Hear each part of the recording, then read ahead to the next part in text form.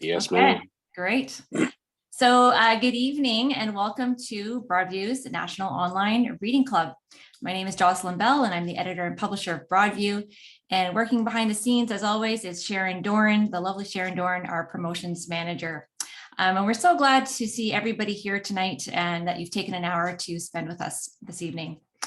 I'm speaking to you from the traditional territory of the Mississaugas of the Credit, the Haudenosaunee, the Anishinaabe, and the Huron-Wendat, the original owners and custodians of this land. Today, Toronto is home to many, including a diverse urban Indigenous community of Inuit, First Nations, and Métis. We would love to know where you're from, so please do say hello from your hometown in the chat space. And if you're part of a faith community and you'd like to add that in as well, please do so. And if you'd like to add in your own land acknowledgement, that would be wonderful as well. It's just great for us to all get to know each other. A few housekeeping notes. We are recording this session, and that's so that we can share the event with others and online. And if you're uncomfortable with your thumbnail video appearing on this recording, then just please turn off your video now. Also, everyone's entered with their audio muted. That's the best way to keep it, just to keep the ambient noises down. We may mute it for you if needed. But do turn on the chat function so that you can see where everybody's from and say hello. And that's also a great place to ask questions. I also recommend that you put your Zoom screen on the speaker view rather than the gallery view. There's a spot in the top right corner to change that on your screen so that you can always see the person who's speaking. So this evening, we're going to hear from Herbie Kuhn, Alanna Mitchell, and John Patterson, and Carmen Lansdowne, all of whom are featured in or contributed to the March 2022 issue of Broadview. One final note before we begin: after our speakers have told us a bit about themselves and their stories, there will be a time to ask questions, and Sharon will put the instructions on how to ask questions in the chat space. I do have some questions ready, but this is really your time, and we will have a much more vibrant conversation if there's lots of participation. So please do ask questions. So let's get started. Herbie Kuhn is a team chaplain for both the Raptors and the Toronto Argonauts, and the public address announcer for the Raptors. He considers his voice a gift from God and shares that gift freely with Raptors fans and players alike. In our March issue, Herbie Kuhn was profiled by Omar Mualim, and he also graced our cover in an amazing photo shoot by Raina and Wilson. Please join me in welcoming Herbie Kuhn.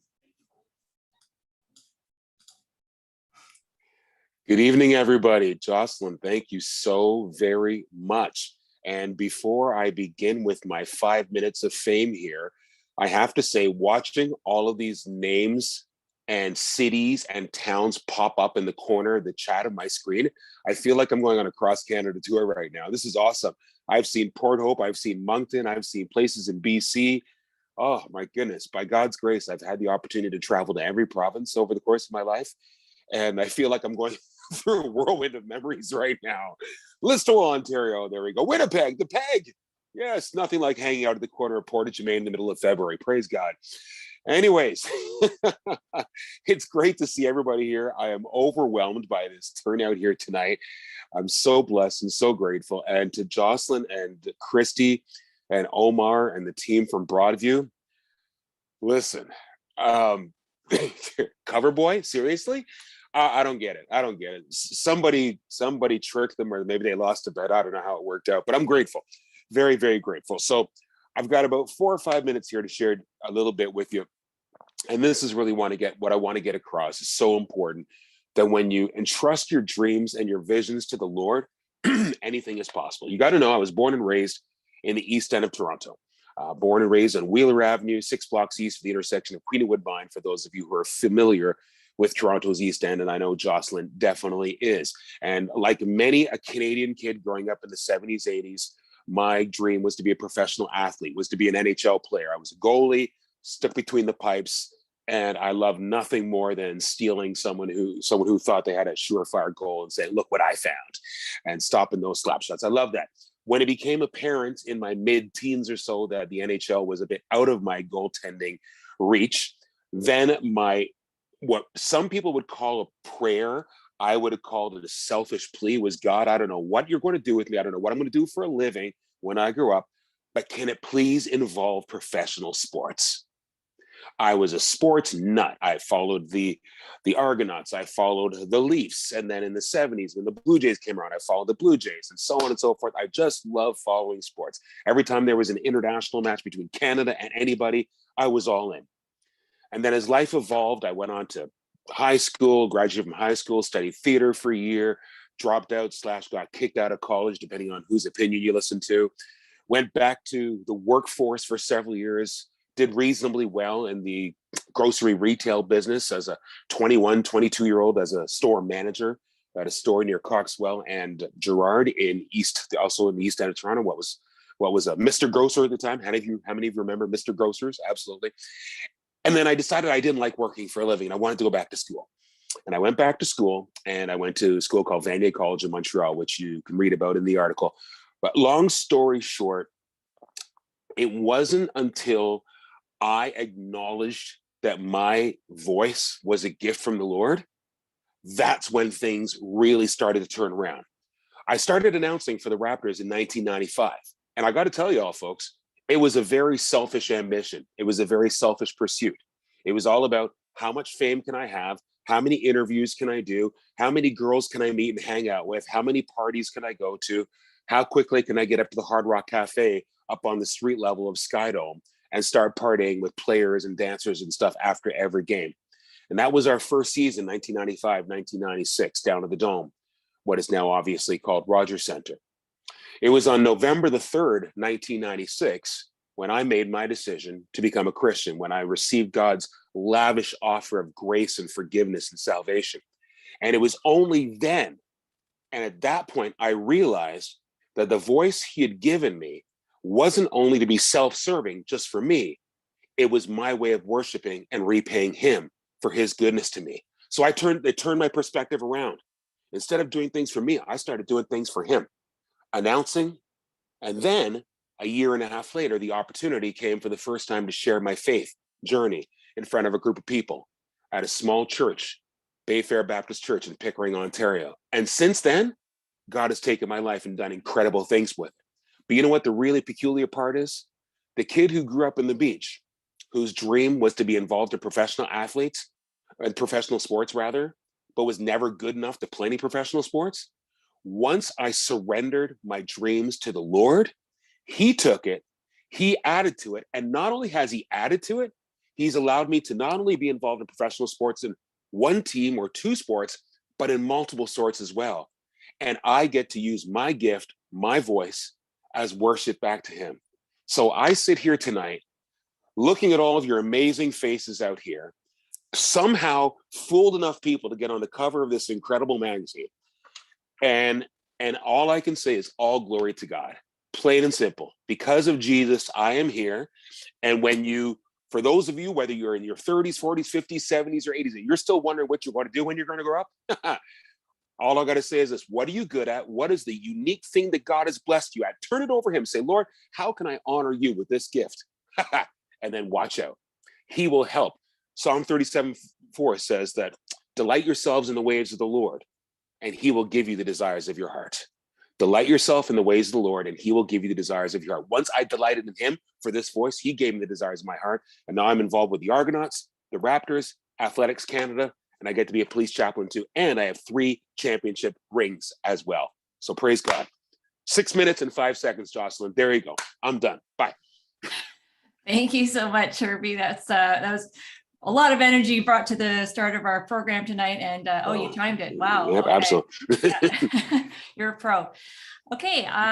There must be some questions from the audience. I'm going to give you a few moments to, somebody would like you to repeat the scripture reference. What was the scripture reference? Psalm 37:4. Psalm 37:4. Okay. I'll look it up right now. Yep. I'm gonna make sure I've got that 100% correct. Keep going. Next question. I'm good. Okay, I can Herbie. multitask. Yes. Go ahead. I grew up on Winneva Avenue in the beaches. What? 2 blocks Yes. over. Yeah. Wow. Awesome. But I'm a little older than you. I grew up there from 43 to 53. Wow. Okay. Yeah, that was a couple of years before my time. Absolutely. Yeah, before I moved. So to for those of you who aren't familiar, there's Wheeler Avenue. Then the next street over is Lee, then Hambly, and then Winneva. And if you go to the top of Winneva, Williamson Road Public School. Public That was school. that was my school from junior kindergarten through to grade 6. How about you? Me too. Kindergarten too? to grade 3. Yeah, oh, yeah. Wow, we've got a couple of Williamson Road alumni here. I love it. I wasn't expecting that. Yes, It is Psalm 37:4. Psalm 37:4 says, "Take delight in the Lord, and he will give you desires of your heart." That's the New International Version translation. Lovely. Okay, we've got Hazel Ward would like to ask a question. What's up, Hazel? I would like to ask about being a chaplain for a sports team. Like, I know military chaplains, they're dealing with people who are in danger, statistically more than sports people are. And Yeah. as a student chaplain is dealing with kids, young people who may be homesick, and overwhelming and so on. So what would you say it's like being a chaplain for a sports team, and what are the things that they are looking for? First of all, what it's like, Hazel, is it's an incredible privilege. And the thing I love about it is I'm not a 9-to-5 sit at a desk kind of guy. I would go absolutely nuts if someone had made me do that. I'm the kind of guy that needs to be out and about interacting with individuals, bit of a change of scenery every day if possible. So being a sports chaplain is awesome. One of the reasons is because no day is exactly the same as it was the day before. In terms of what makes it unique, being a chaplain to professional athletes, theirs is a calling of a very transient nature. For the most part, when you're dealing with military or if you're a hospital chaplain, the best way I can describe this is sports careers are very short. Sports careers are very short. The average length of a career for an NFL player, for example, is about 3.5 years. CFL, it's about the same. For basketball, it's a bit longer because it's not as much of a toll on your body, but it's still a very short time. I think it's maybe 4.7 years, something like that. Track athletes, because they don't get tackled every 5 minutes, it can be a little bit longer if their bodies hold up. And the number one thing that I deal with, Hazel, and to your point about, youth who may be homesick or military who are in danger, is identity. I deal with a lot of individuals who grew up in their sports teams in their communities, in their high schools, in their colleges. They were the man. That was the go-to player, right? The woman who was in the starting lineup all the time. Then all of a sudden they show up in the pros and it's like they're just one of a number. And sometimes their number doesn't get called. Sometimes they get benched, or sometimes they get a season-ending injury. And where's my identity now if I can't contribute? Where's my identity if my stat line isn't as good as I wanted it to be? And that's where Christ comes into the equation. When your identity is based on yourself as a daughter or a child of the Most High God, not in the crest that is on your chest or the name that's on your back necessarily, it revolutionizes everything. And when you tell them you're not playing for the fans, you're not playing for the media, you're playing for the Lord and for the family who sacrificed to put you there, it releases a lot of pressure. That's the number one thing that I deal with. And of course, there are also career-ending injuries sometimes, season-ending injuries, and of course, deaths and things that happen within the context of a season to family members who you are there to serve and assist them through those challenging times. Fantastic question, Hazel. Appreciate that. Are you Drake's chaplain as well? Oh, I've tried. I've had numerous conversations with Drake. I don't know if anybody here knows who Lecrae is. Lecrae is a Christian hip hop rap guy, and I handed him one of his CDs, and I said, "Listen to this, and let me know what you think of it." He's never told me, so but I still get to chat with him every now and then. Yeah, we'll see what happens one day. Okay, you've got lots of great compliments about your energy and how you're even more exciting than the article itself, which isn't surprising in person, in the flesh. Somebody would like to know if you think the Leafs are ever going to win the Stanley Cup again. Care to comment? Yes, they will. Someday they will. We'll have both. Someday they will. I'll just say this, Jocelyn. The Leafs' last Stanley Cup win was in 1967, and I was born in 1969. That's all I got to say. Okay. I'm still waiting for that parade. Yeah. Okay. I'm still waiting for that parade. Yeah. Okay. And Catherine has a question. Yeah. Hi. How do you shape your ministry to players who are not already people of faith? And do you find that you have, that people, players who aren't people of faith reach out to you for guidance? And are their questions different? How do you handle them when you're not starting from an agreed upon position of a Christian faith? Catherine, thank you for that question. So to answer that question, for me, the foundation of chaplaincy is consistency. The foundation of a successful chaplaincy endeavor is consistency, being there, showing up day in and day out. My approach is not necessarily spiritually assaulting an individual the moment that I meet them. Hey, what do you think about the Lord? Hey, hey, what's going on? Where are you from? How long have you been playing football for? How long have you been running track for? Find out about their family. Find some common ground to work on. They all know who I am. They all know that I'm the chaplain. And I would say it's a very small percentage, probably less than 10%, maybe even less than 5%, that have no faith background at all. Most have at least some have faith as part of a nominal portion of their upbringing, and then maybe they wandered away from it per se. But it's very rare that I interact with anybody who's an atheist, for example. I've had a couple to deal with over the years. You know what? I serve everybody. Jesus Christ came to serve everyone, regardless of whether they were excited about him or not, right? So that's what I'm there to do. So whether it's picking up the case of 6 Gatorade bottles and running it out onto the field, whether it's handing a guy a towel, whether it's leading a Bible study, anything in between, that's what I'm there to do. I serve. And that in turn, that consistency helps to facilitate conversations. And in particular, when guys are going through tough times and you've been there day in and day out, they don't like to meet a stranger for the first time and pour out their heart to them. They want to pour out their heart to someone who they're familiar with. And I can't tell you the number of times I've had players, Catherine, who have never set a single foot in a Bible study, never set foot in a pregame chapel, who all of a sudden something happens and it's, hey, Herb, you got a second after practice? I need to talk. Yeah, I'm there for you, bro. I'm there for you. It's incredible. I love it. This is the same thing with the hospital chaplain. You're there. You show up, regardless of whether they want you there or not. Great question. I'm loving this, Jocelyn. You sure we can't do this for a whole hour? Sure. I know there are other we guests. We have other guests, but I'm sure we could. I just have a question myself, and that is, we always hear about athletes thanking God for the win, and I wonder if do you pray for wins, or do you just no? Okay. Nope. Great story for you. Ready for this? Okay. Yes.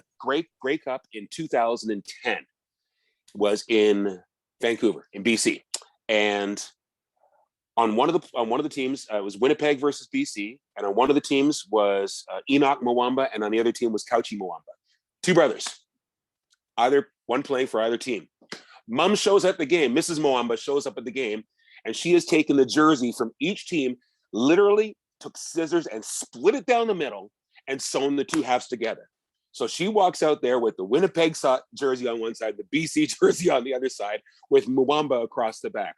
The moral of the story is this: God's got kids on both teams.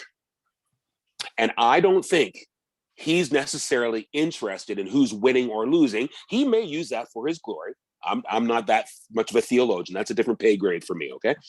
But I think he's more interested with how the individuals handle the winning and the losing, how they process that. Do they handle it in using the fruits of the spirit, for example, or are they bitter and selfish and ready to point the finger at the ref for ruining their whole experience, and so on and so forth? I think God's more interested in our reaction to what happens on the field rather than the outcome of the game. Okay, well said. Thank you. And so that was a long answer to no, I do not pray for wins and losses. Alan Hooks has a question. Do you belong to a group of chaplains? Yes. Here we go. Athletes in Action is part of Power to Change Ministries. Some of you on this screen, I'm gathering from the hair color, may remember a group called Campus Crusade for Christ Canada from back in the day. Yep, I see a whole lot of heads nodding. Fantastic. Campus Crusade for Christ Canada in 2011 changed its name to P2C, Power to Change Ministries. And Athletes in Action is one of a dozen ministries that operate under the umbrella of Power to Change Ministries Canada. And their headquarters, or our headquarters, I guess you could say, for P2C is in Langley, BC. But for Athletes in Action, we have about 70 staff across the country who serve in varsity ministry on university campuses, touring teams, engaging different cultures through sport, There's one more. There's one more. I'll remember it in a second. And the pro ministry. That's us. So there's a group of about 10 or 11 chaplains who serve in the pro ministry. That's Athletes in Action. And I can't believe I can't remember the fourth one right off the top of my head. It'll come to you. You can put it in the chat. I've only been working for it for 16 years. Jeez Louise. Dave Noppert has a question. Dave. Much.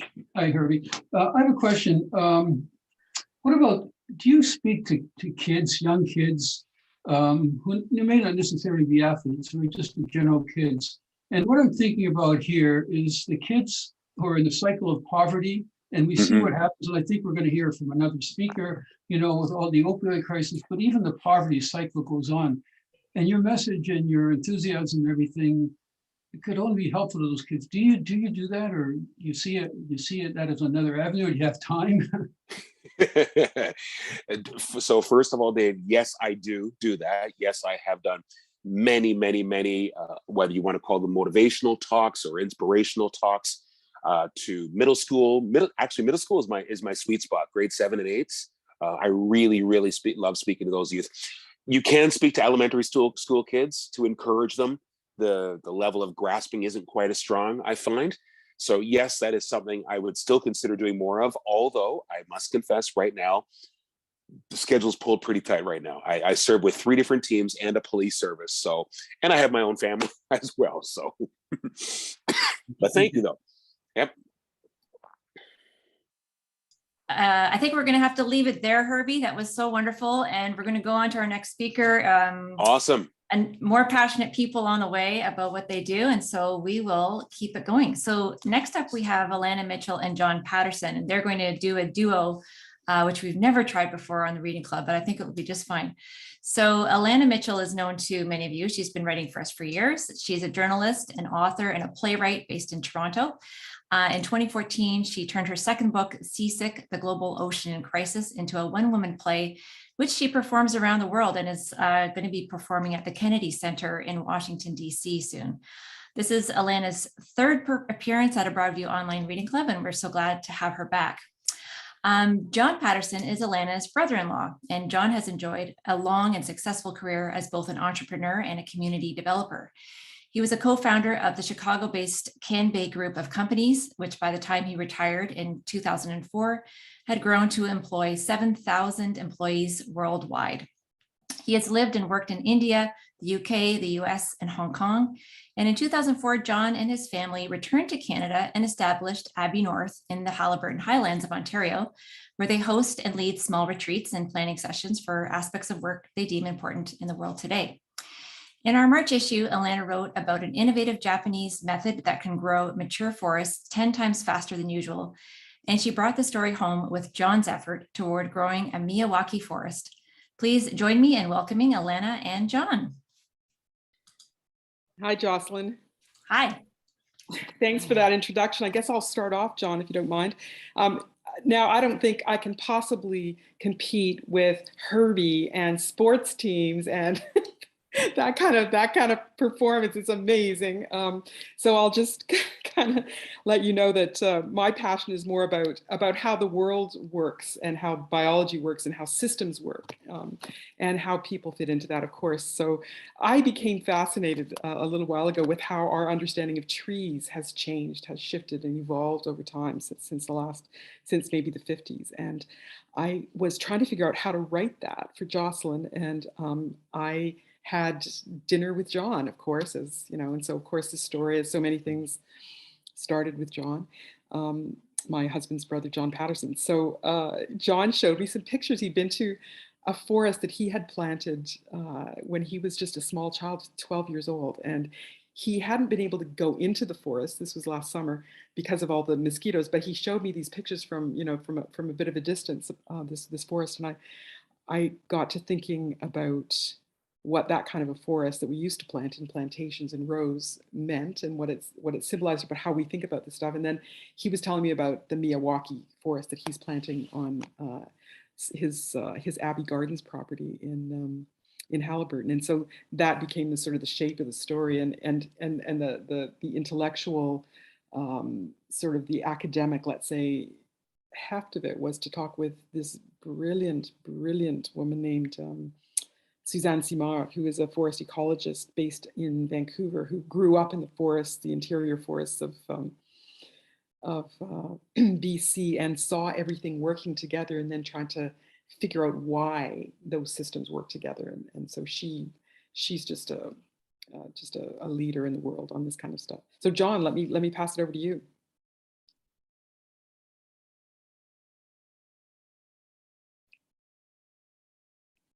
Myself. There we go. Thanks, Alana, very much. And thank you, Broadview Magazine, for this invitation. We love to tell the story of Abbey Gardens and our trees. It's a bit of a truism, in fact, to say that our planet suffers from overuse and abuse by the human race. One of the unfortunate contradictions is the importance of gravel pits for all of us. I mean, we love our roads, we need gravel pits. We love to build buildings and we need cement, and therefore we need sand and gravel. And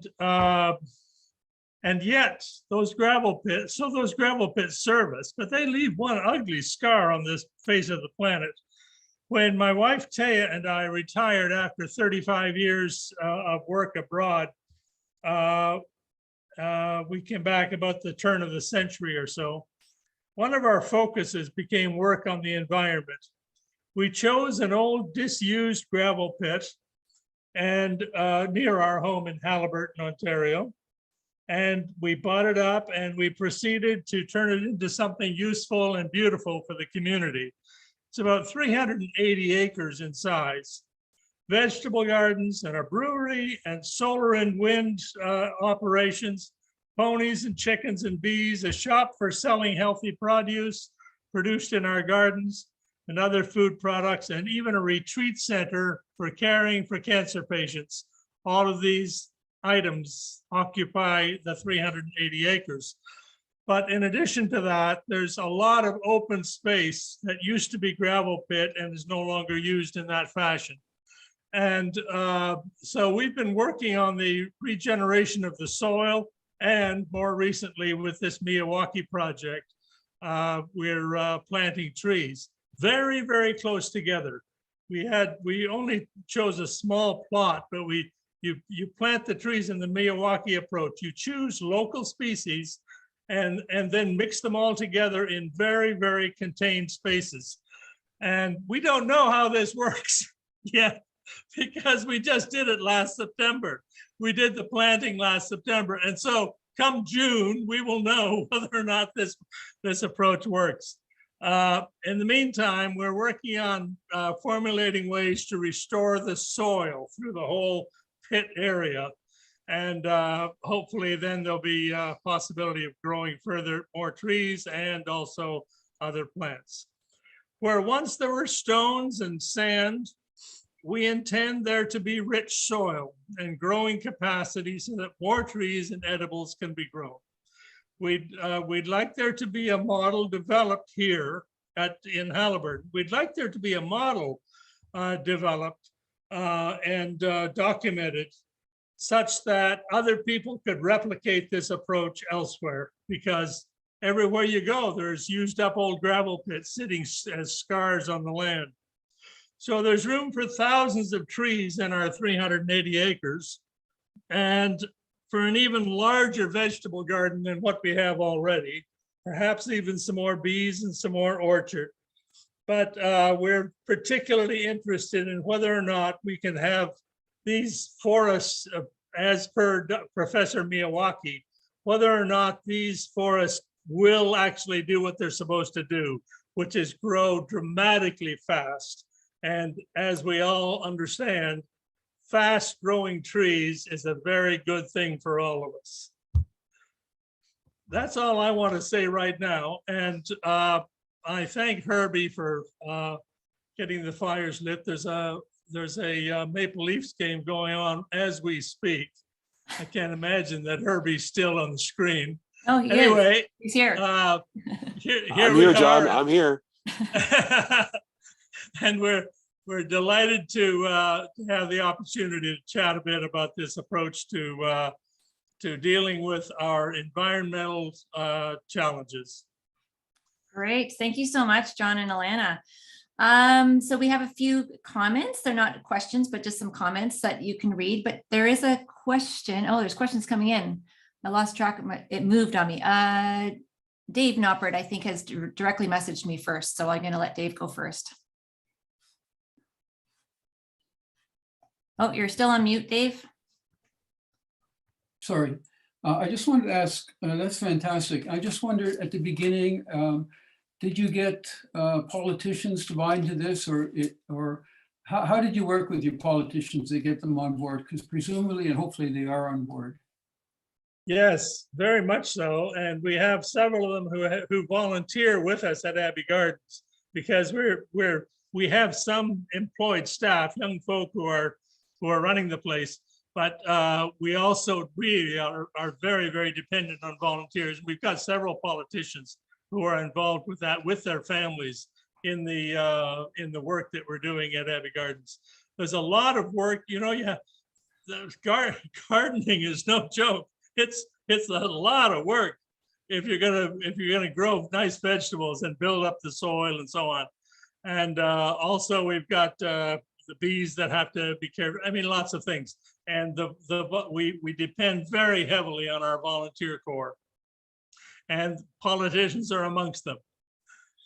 And that's local politicians. We've had visits from the provincial and the federal politicians that represent us, but those are come and go visits. They come and present a check for helping us with this or that, and then they're off again. But the local politicians are very much involved with us. Thank you. Okay, so now we've got Ray LeBeau, and he says, can either speaker comment on the balance between forests, trees, and the delicate environment? I can deal with that, but what can you give me a little more detail on that, maybe, Ray? The delicate balance. I mean, maybe what you're talking about is the fact that, you know, forests and trees and plants help to heal the planet. Actually, they actually help to restore it to its health. Is that what you're talking about? Well, can I be heard now? Yep, we can hear you. I saw a recent article on news. They were talking about clear cutting and how it's having a major impact on, you know, these fires, these floods, and you know, the more clear cutting to do, and because the balance is becoming more favored towards these very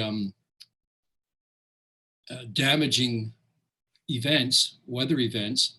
And I'm just wondering, when you're planting doing this regeneration of the soil and the restoration, are you giving consideration to that you are healing the planet in some way? This is John. I turn it over to you, John. Unmuted, John. Go ahead. What were you going to say, Alana? I was just going to say, I think you should talk about this one, because you were very, very intentional about the types of things that you planted in that Miyawaki garden. It was a whole research project. Yeah. Yeah. The Miyawaki forest instructions that we found and that we learned from our friends in India was that you choose locally plants of trees that are locally there anyway in other forests in the area. These are the local trees, and you plant them extremely close together because the root systems feed each other. They help each other grow, and they share various chemicals that the others need. And so we've been very, very careful about that. Frankly, when I was 12 years old and we grew we planted the other forest, I wasn't very articulate about things. Not that I'm much more articulate now, but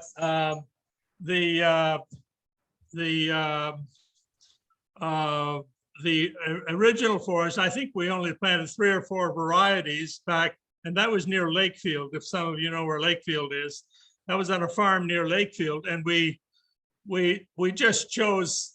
We were sent plants by the Department of Lands and Forests, as it was then known, and we opened up the box and put them in the ground. is what we did. But yes, the varieties of trees are important when you're using the Miyawaki approach, and clear cutting of forests is hopefully going to become a thing of the past. It's just not a helpful approach. And if you have to cut some trees, you cut some trees, but leave like 2/3 of the trees still standing so that they can reproduce and grow like that. I mean, it would be my layman's suggestion.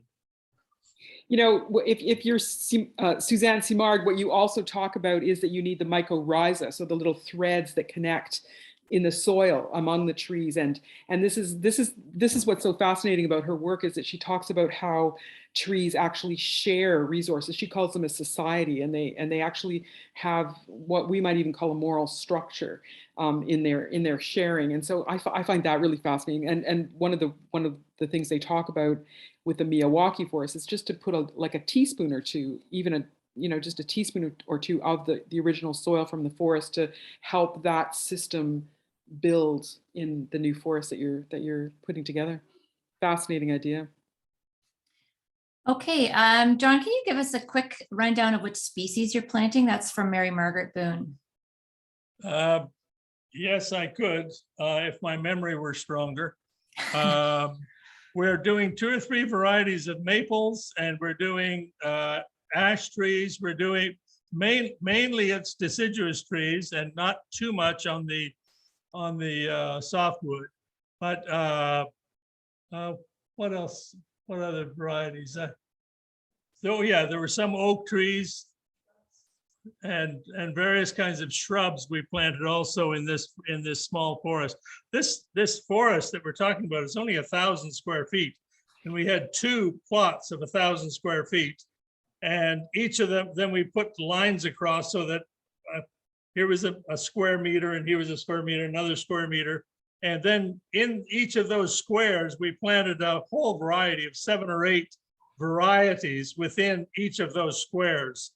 And then the second 1,000 square feet was being developed by scientists from the Trent University, and they had a great time. They came up with a team of about 8 people and planted very similar trees to what we were planting, but they did a few other things also to the soil before they got started. We have a thing called Halliburton Forest, which is a commercial operation just north of us, and they have developed biochar, which is a burning of waste wood products without oxygen in the burning process, and so you end up with a black powder, which is just amazing stuff apparently. And so we added a whole lot of that to our lot too, as we were planting these trees. We have 1 more minute for this segment, and I got a direct message from Herbie for a question for John. So go ahead, Herbie. John, you were 12 years old when you and your father planted that forest near Fenelon Falls at your uncle's place. And then for over decades, it slipped from your memory. When you were there this past September, watching your nieces and nephews and family members work around that area, what were your emotions like, sir? I was extremely touched. I mean, literally, I was in tears when I was at the old forest from 65 years ago. Yeah. It was just it was wondrous to see these tall trees now thriving and babies of them growing up also in the same area. The area had not been touched by the farm family that owns it. They had just left it all these years. They didn't use it for anything. They didn't cut down trees or anything. And so it was a very wild kind of looking forest, but just, you can imagine how beautiful it felt to be there after all these years and traveling all over the world. And all of a sudden you come back and there's this forest that is the result of some youthful enthusiasm years ago. It was just an amazing moment. Fantastic. Thank you. It's amazing what wonderful things can happen when humans don't get in the way. Thank you, John. Thank you so much, John and Alana. That's fantastic. There's so many other questions here that we're not going to have time to get to at this moment, but if you either want to respond in the chat, or if you're able to stay after for a few minutes, people are free to stick around. We often chat for as long as half an hour or so after the close of the event. So perhaps you can stick around and take a few more questions. Can I just say one other thing, Jocelyn? Of course, yeah. One of the things that we do that I didn't mention in my opening comments is that whenever there are school holidays, we do children's programs at Abbey Gardens. And one of the things they do is go visit these trees that have just been planted. But they are there to learn about nature. And they take a day or 2 days or 3 days or 4 days, depending on the length of the holidays. In the summertime, we have summer camp programs. And kids that have come up from the city show up at Abbey Gardens to learn about nature. And I just love it. That's the other thing that brings tears to my eyes very quickly, Herbie, is the little kids out, patting the ponies and squawking with the chickens. That's beautiful. Thank you, John.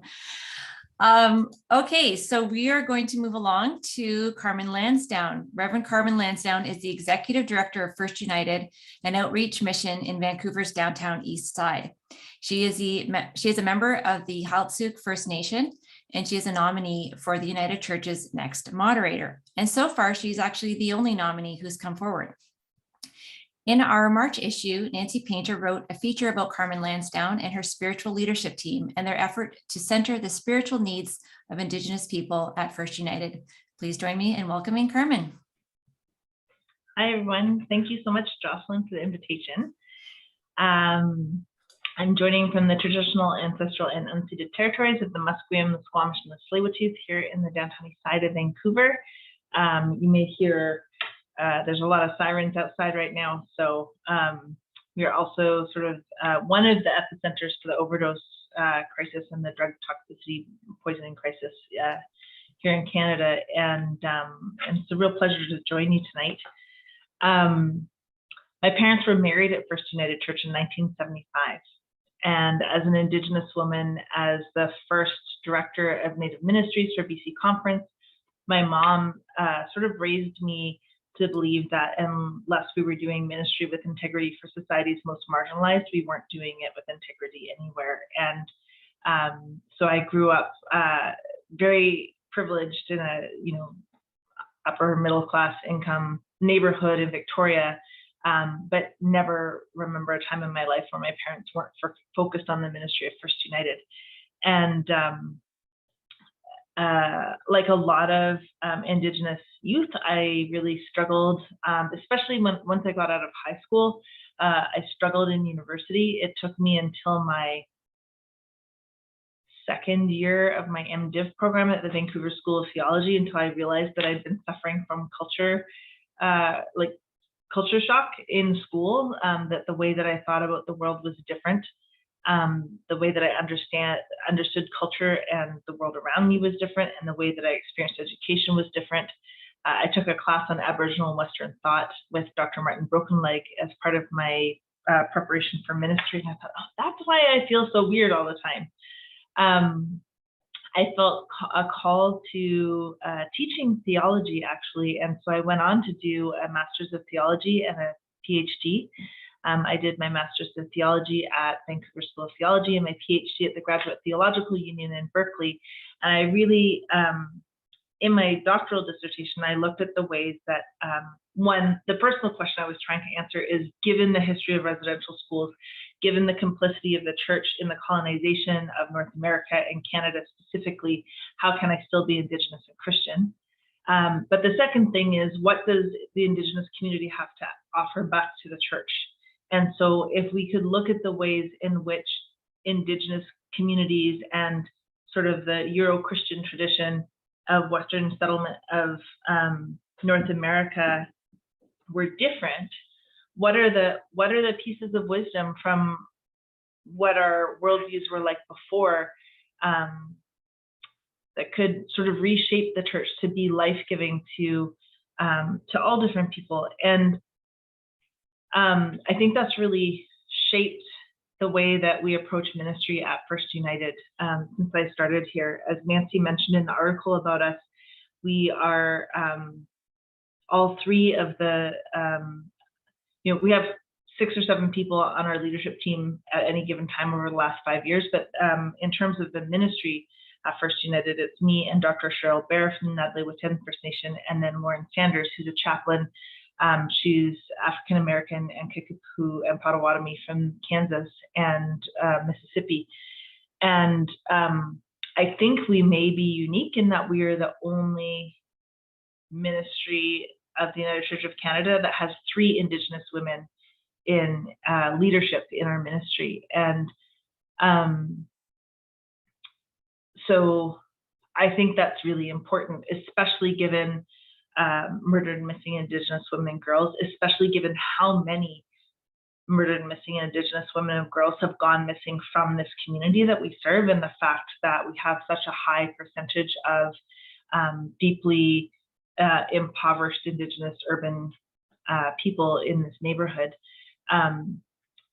If you think of our social safety nets and the things that we value as Canadians more broadly around income assistance and, the housing affordability, good medical care,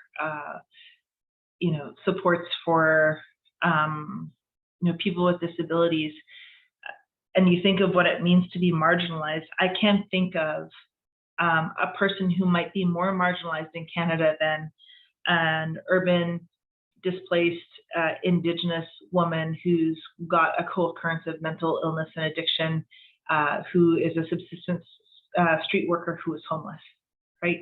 And so our approach is really like, unless we design the support and social safety nets that would support her, you will always have people who fall through the cracks of our systems and processes that we have. And so we're really, I read a great meme on the internet a couple of years ago that's really shaped how we do our work.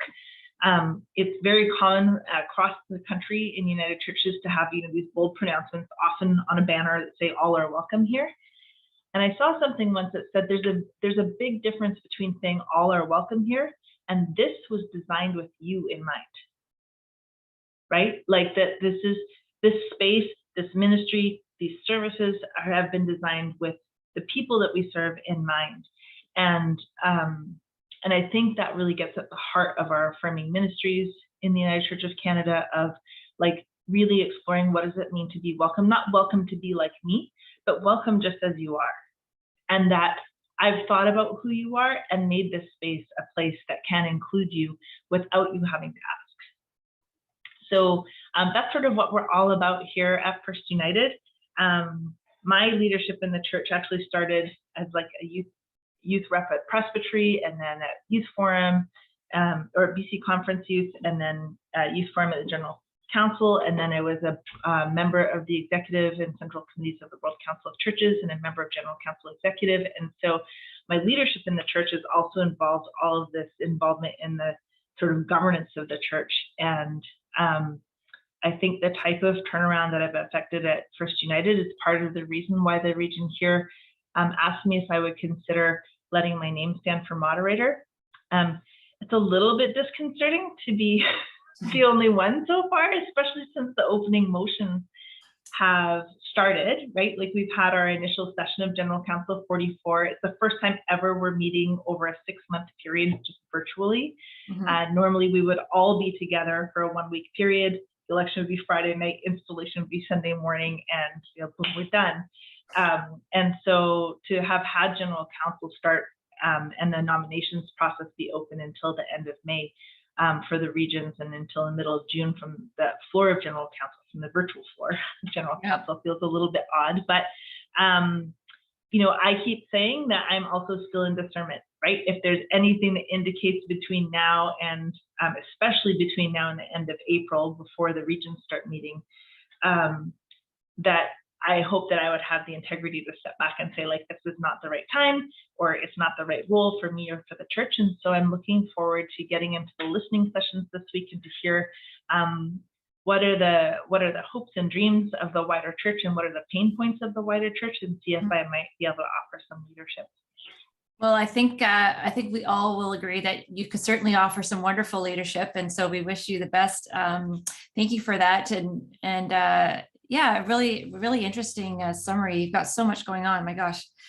So we've got Ray LeBeau. That's a long one. I'll just read it, I guess. The Very Reverend Stan McKay made history as the first Aboriginal person to lead the United Church of Canada, serving as moderator from 92 to 94. He was instrumental in pioneering a new road toward reconciliation. He's just wishing you much success in your endeavor. Do you know Stan McKay? Oh, I have muted myself. Yes, I do. I've known Stan since I was a little girl, because my mom was director of Native Ministries in BC, and was involved in the national consultations that were happening in the late 70s and early 80s across the country. My first time to Manitoba actually was, gosh, I don't remember how old I was, like 7 or 8. We went in May. It was 27 degrees. I was outside in my blue polka dot sundress that I was so proud of, playing in Stan's backyard. And I went inside to the church for lunch, and I came outside and there was a foot of snow. And our bus had hit a frost boil. And it was my first time ever seeing fork lightning. So those are all of the memories I have of my first time meeting Stan. But I was actually at youth forum in 1992 when he was elected too. So wow. I've known Stan a long time. So quick follow, what did it mean to you as a young Indigenous person to see an Indigenous person in leadership in that role? Yeah, thank you. Stan's continued to be a really strong elder and presence, and quite gentle, quiet person, and so thoughtful. And I was in Manitoba for a board meeting of the Sandy Social Center when I received a text message asking me if I would consider letting my name stand. And instead of going for breakfast with Geraldine Bjornson, who's a retired United Church minister, who's retired to Winnipeg, I called Stan and I was like, Stan, I was going to ask you if we could Zoom, but I'm 2 hours from your house. Can I just come have lunch with you tomorrow morning? And so I drove up to Fisher River the next morning and sat and discerned with him about that external call that came. Oh, amazing. Yeah. Okay, Mary Margaret Boone has a question.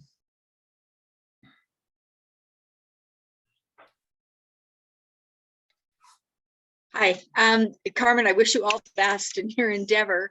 I've read about you since I saw your name being put forward. And actually, my first thought was, how do you think it will be different in terms of what Canada has seen?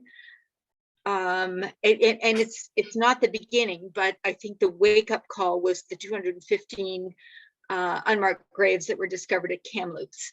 How do you think then it will be different in dealing with truth and reconciliation and getting people to be more involved with our Indigenous neighbors and friends in the church? How do you think that will be different now? I'm not sure that it will be different. I think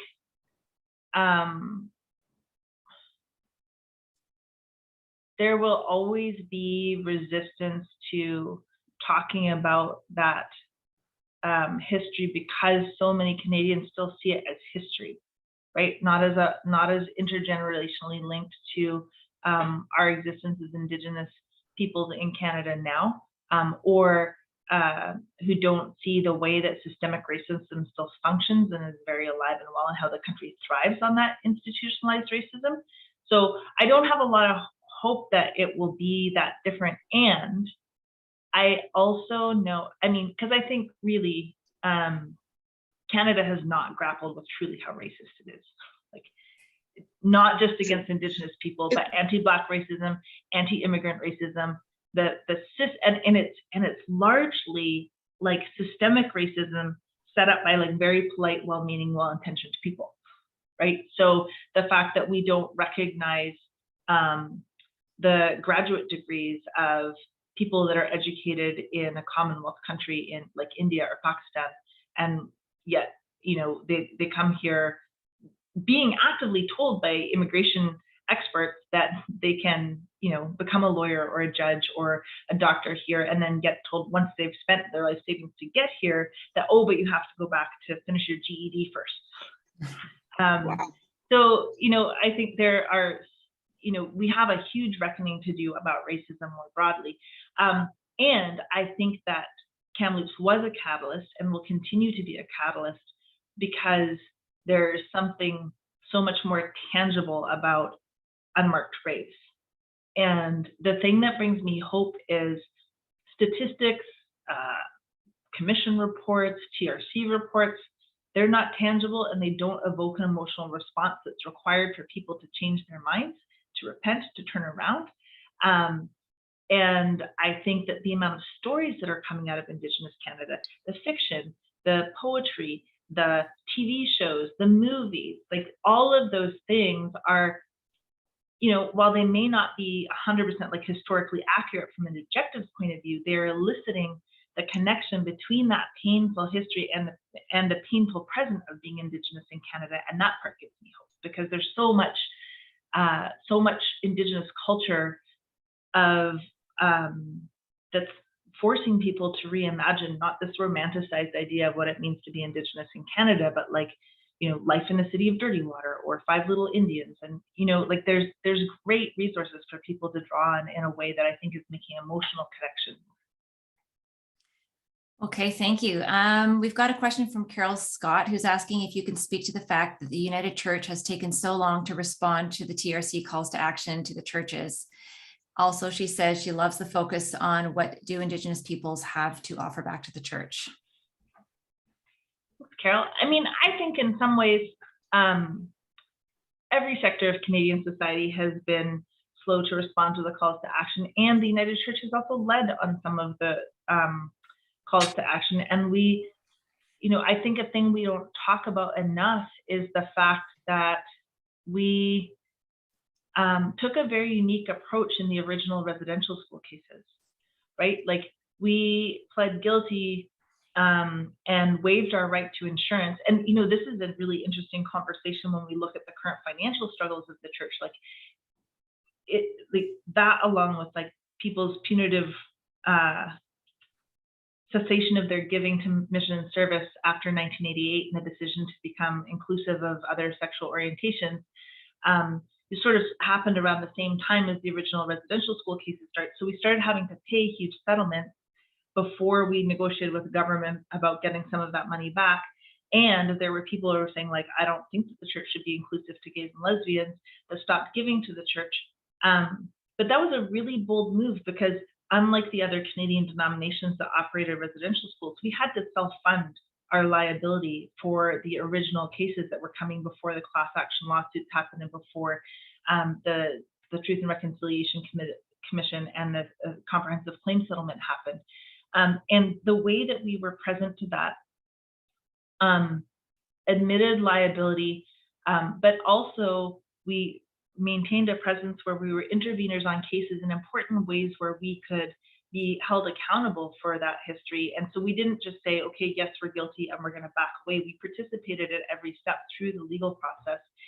I know it wasn't the same across every part of the country, but Chief Robert Joseph, who's become an important ambassador for reconciliation in Canada, is from here in BC, and he came to BC conference before the hearings were here, and he went to the Archdiocese of New Westminster and to the Archdiocese of Vancouver for the Roman Catholic and the Anglican churches, and said, you know, my biggest fear is that no one will come. Like, this hearing is for everybody, and non-Indigenous people have to come and witness to the testimony that's happening in the TRC.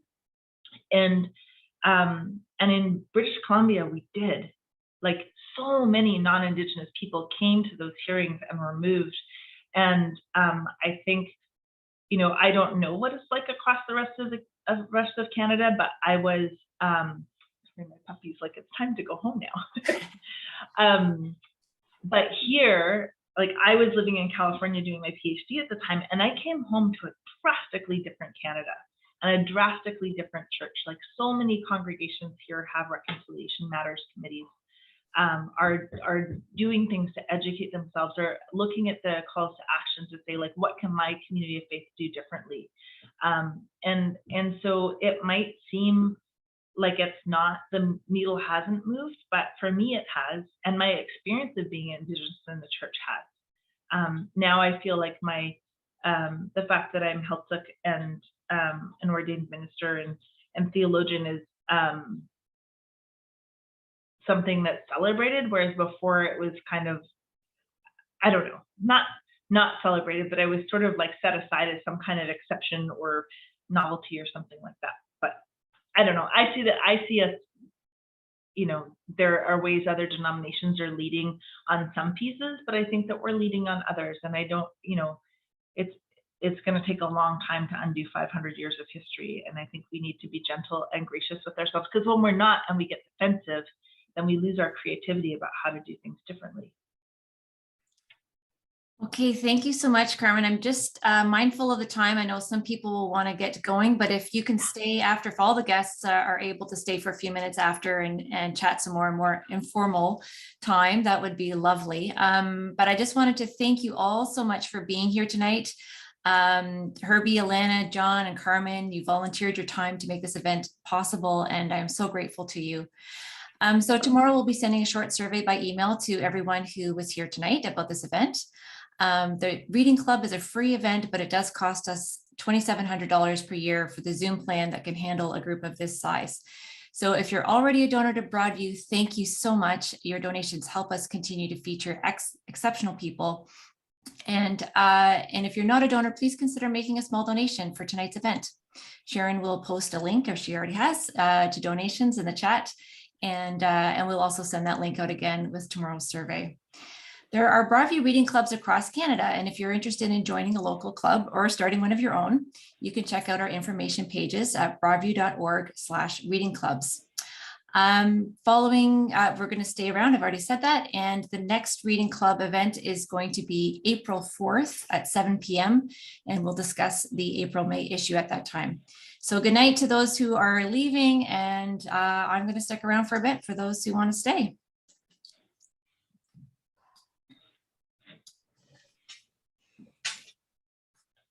Jocelyn, I can only stay for about another 8 or 9 minutes because I was booked for something before you let me know about this. But sure, yeah. Also late, so. No problem at all. No problem at all. If anybody has any other, Carmen, I'm wondering if, you deal with so much with, the things in the downtown east side, the opioid crisis, people who have dealt with trauma in their lives. How do you take care of your own self? What are your own practices? That's a good question. I feel like I came to this role with a lot of resilience. I struggled with drugs and alcohol myself when I was much younger, and so came into this role with like 16 years of sobriety. And so I had already worked really hard at developing a lot of tools dealing with my own history and trauma triggers. And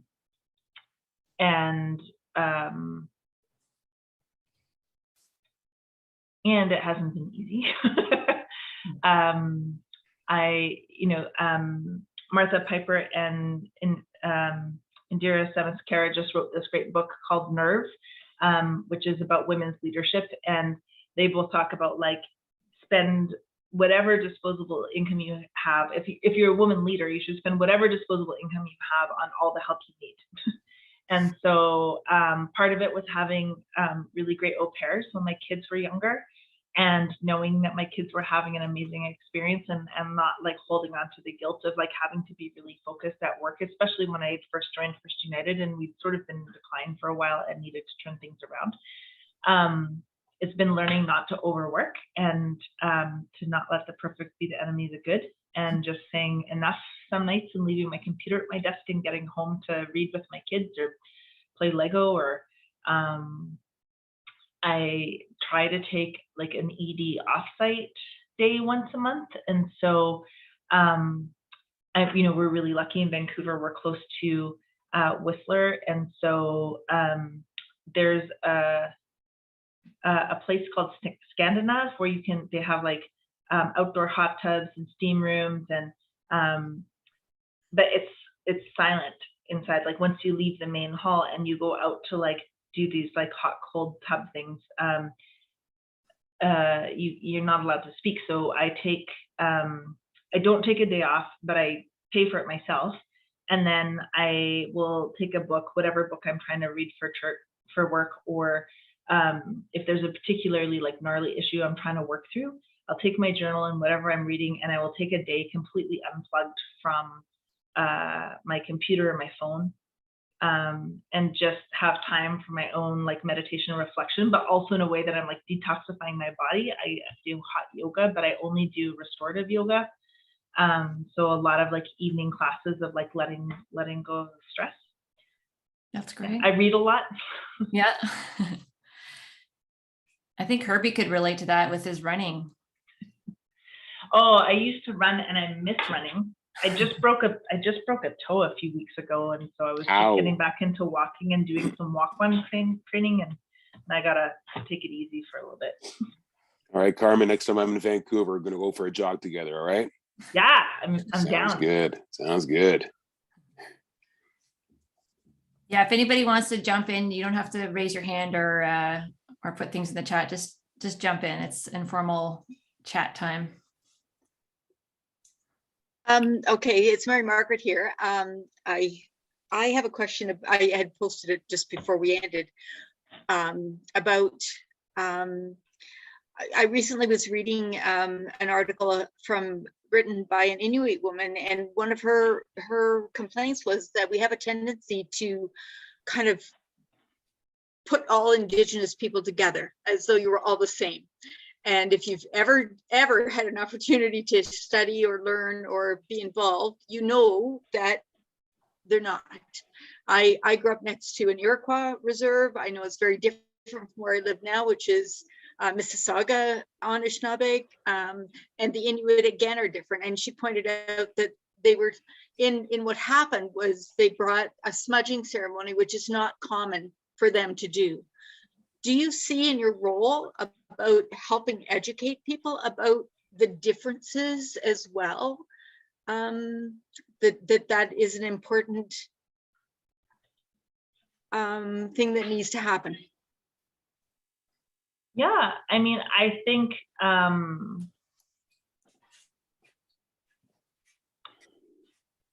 yeah, it's an important part. I think people have become really good, especially with the move towards doing territorial acknowledgements, to like learn where they are or where they're visiting.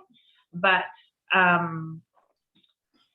you know, there are very different traditions and ceremonies across the country, and even more so when you get west of the Rockies. Like we have the most cultural and linguistic diversity sort of north of Guatemala for all of the Americas. And so we have 27 different language families in British Columbia.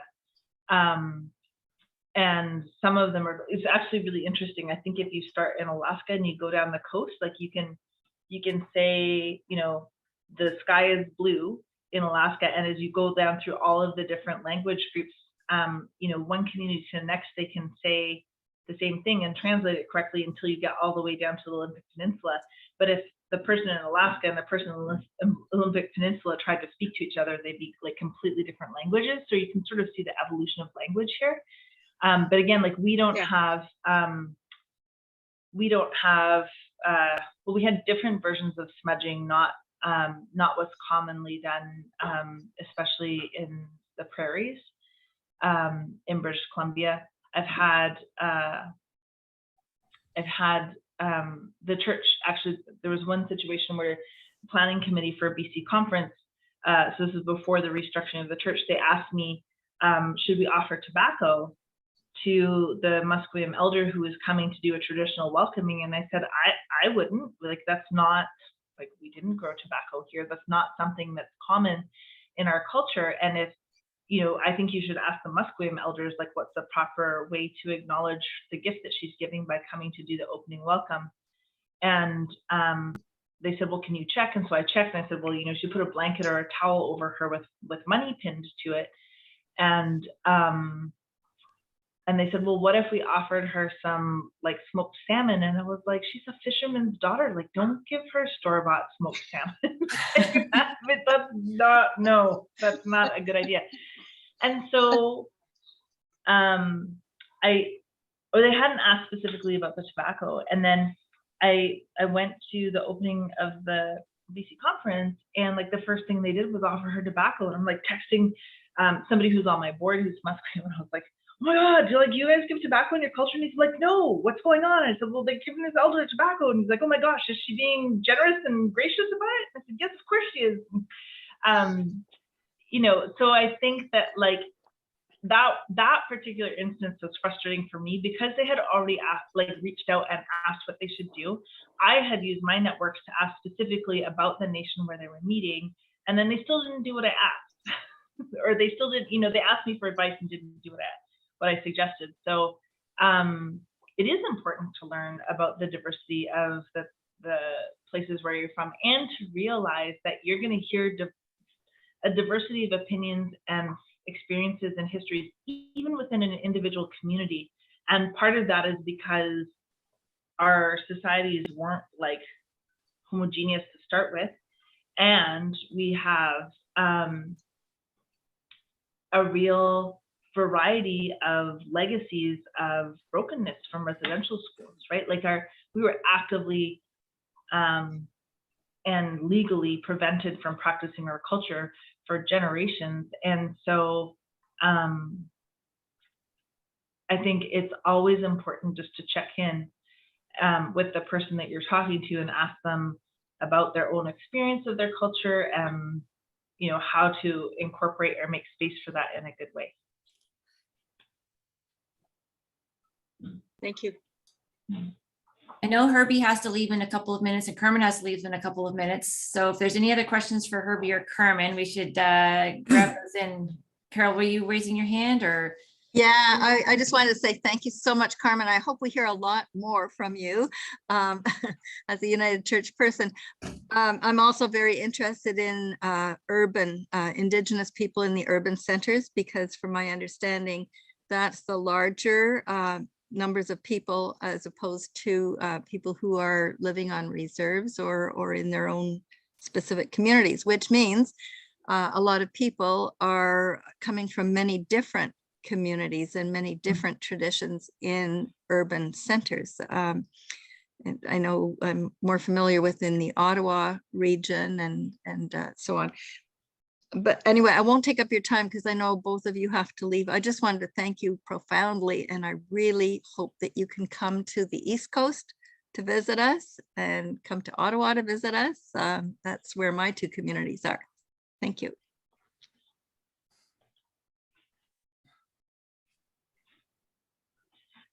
Jocelyn, I just wanted to ask a question, if I could, about the artwork in this Yeah. the one that was featured, the trees, and I didn't see it until you guys started to speak.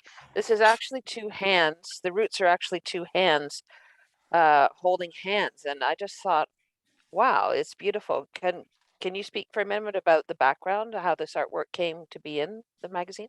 It's actually just it's a stock image that we found and thought our art director found and thought was absolutely perfect to illustrate this. So we didn't commission it, but it was really, really good. No, Jocelyn, this is the opportunity where you say, no, I actually took a whole evening and I drew this myself. Yeah, I slaved over this. Yeah. Wow. Yeah, it was all me. That is amazing. Isn't it? Yeah. Absolutely. Stock image. Yeah, it was a stock image, sorry, but an artist did it. I don't know the background. What a letdown, eh, Hazel? Yeah, Hey. sorry. There'll be some stock artist out there who would have been thrilled to know, but anyway, thank you. Well, I think they do find out, but yeah, how it's used. All right, everybody, I got to be up at 4:30 in the morning. Me so I'm gonna again. I sign have a off question now. for John. Okay, thank you, Herbie. Have a good evening. Take care. Take care. Take Thanks care. again for Yeah, coming. there are Sharon not and two Jocelyn, 4:30s thank in you. a day. It's only one and it comes after lunch. I have a question for John about where to get seedlings, and also want to say I have been to Abbey North for a couple of retreats, and they were absolutely fabulous. It's a wonderful, wonderful place. We actually are fortunate to have some acreage, and I like this idea of planting trees. I planted red oaks last year from acorns, and they sprouted. So I'm hoping they'll keep going, but I'm wondering where is a good source to get seedlings for trees. I live in the Kawartha Lakes area. I'm not sure if John is still with us, actually. I think he Oh, might is have he signed not? off. Oh, shoot. Well, I guess that means Well, all of our guests I'll have look at- gone. Yeah. We'll All we'll right, email this him is your really a great, I love the reading club. It's awesome. Thank you so much. Thank you for coming, Mary Margaret. It's great to see you and to see everybody. Thank you again for coming. We could, I guess our guests have gone, so we should wrap it up for the night, but wonderful to see so many people here tonight. And I'll see, well, Emma will lead the next one, and then I'll do the one after that, but it's been a really lovely evening. So thank you so much, everybody, for coming. I wish we had more time. We could use more time. Good night. Take care.